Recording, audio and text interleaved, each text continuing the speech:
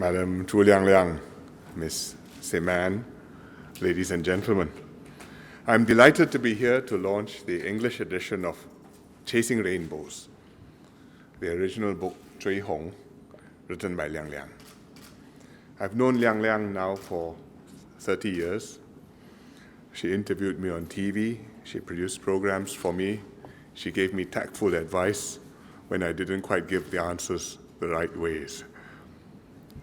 I knew her as a veteran in the Singapore TV industry and an accomplished writer. Later, I got to know her daughter, Sim Ann, who was in the civil service, and persuaded Sim Ann to leave the civil service for government. But I didn't know Liang Liang's personal background or her family story. In 2010, Liang Liang gave me a copy of her book, Chui Hong. I read it from cover to cover. It's a fascinating story about her family history, about the struggles of her forebears, 4 generations, great-grandfather, grandfather, the mother herself. And I referred to it in my National Day rally that year when I spoke about the contribution of immigrants to Singapore. And I'm sure many other Singapore families will have similar stories, but I'm not sure how many will have stories which are as dramatic, as comprehensively researched, and as beautifully presented as Liang Liang's. It's a 4-generation story with many twists and turns, beginning with Liang Liang's great-grandfather from Chaozhou in China. For those of you who speak dialect, that's Teochew. He failed an imperial examination, left his village and family, and set sail to Singapore to find work. But from Singapore, he didn't find work. He went to Johor, Pengerang, and found work there as an odd-job laborer. And through hard work, he saved, bought land, started a business, and brought his wife and his younger son to join him. And that younger son was Liang Liang's grandfather, who became a successful, rich businessman, plantation owner, and village leader. And he had a daughter who was Liang Liang's mother. Liang Liang's mother was bent on getting educated, which for girls was a privilege, a rare privilege at the time. So she came to Singapore on the pretext of seeing a doctor at a clinic at Middle Road, just downstairs from here. And against her father's wishes, she got herself enrolled in school, first in Kajang in Selangor, and later in Nanhua Girls' School in Singapore. And in Singapore, Liang Liang's mother met and married her father, who had been a teacher at Chinese high school and was then working in a newspaper, Nanqiao Ripao, Nanqiao Jitpo, whose premises were at Cross Street. The family lived in 2 shop houses along Middle Road, just down here, and the father, Zhu Xizhuo, was also a political activist, as were many idealistic, passionate young Chinese-educated men at the time.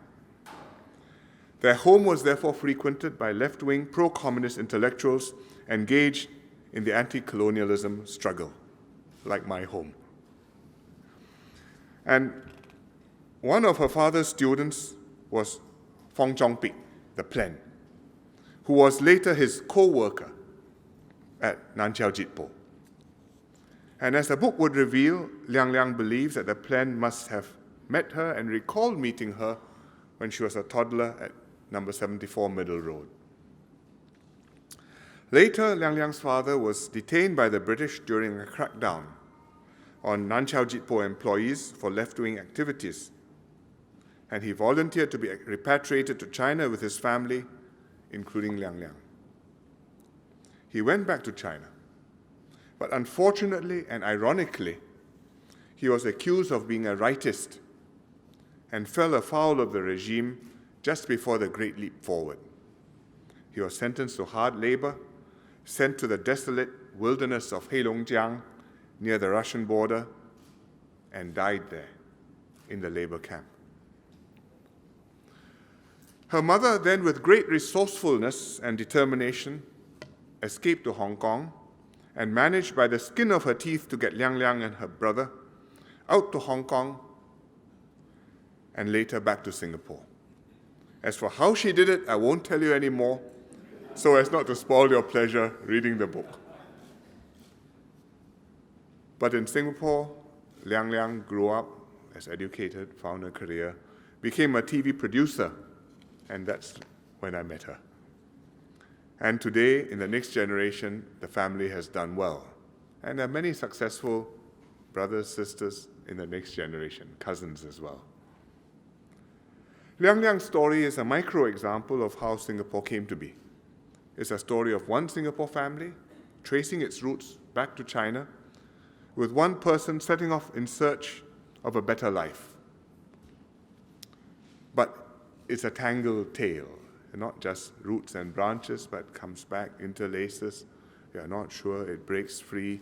Finally, it blossoms. And it's set against the wider backdrop of a very tumultuous period. Period when there was immigration from China to Singapore in the 19th century. The Second World War and the Japanese occupation, a dangerous time even for civilians, and a time of great privation and hardship. And then the post-war period, the anti-colonial struggle and the fight between the communists and the non-communists.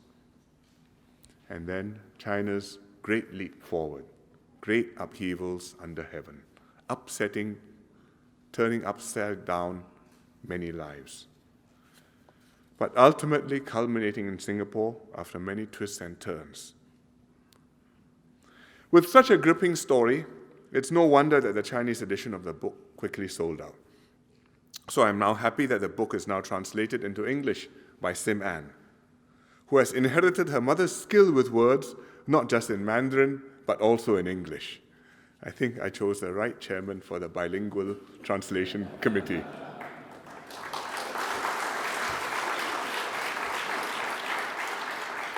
I'm also happy that we're launching the book in NLB, not far from Middle Road, in fact, just on Middle Road, near many of the places where this history and story played out.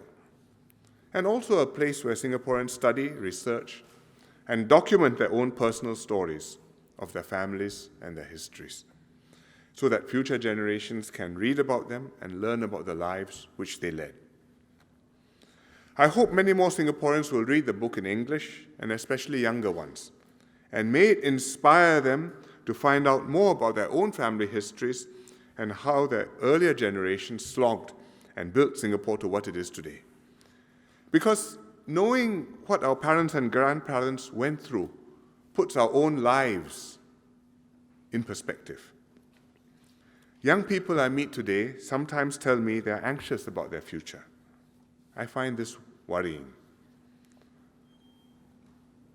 Because if we look at Singapore today, we're at a much higher level than before. We have so much more than what our parents or grandparents had. We have more resources, we're better educated, we have many more opportunities to achieve something special, not just for ourselves, but for Singapore. And we should aim high and with confidence. As Mr. Lee Kuan Yew once said, the sky has turned brighter. There's a glorious rainbow that beckons those with the spirit of adventure. And there are rich findings at the end of that rainbow.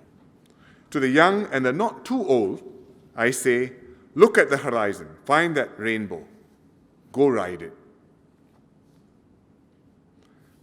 Mr. Lee Kuan Yew was not so young when he said those words, but he chased the rainbow all his life.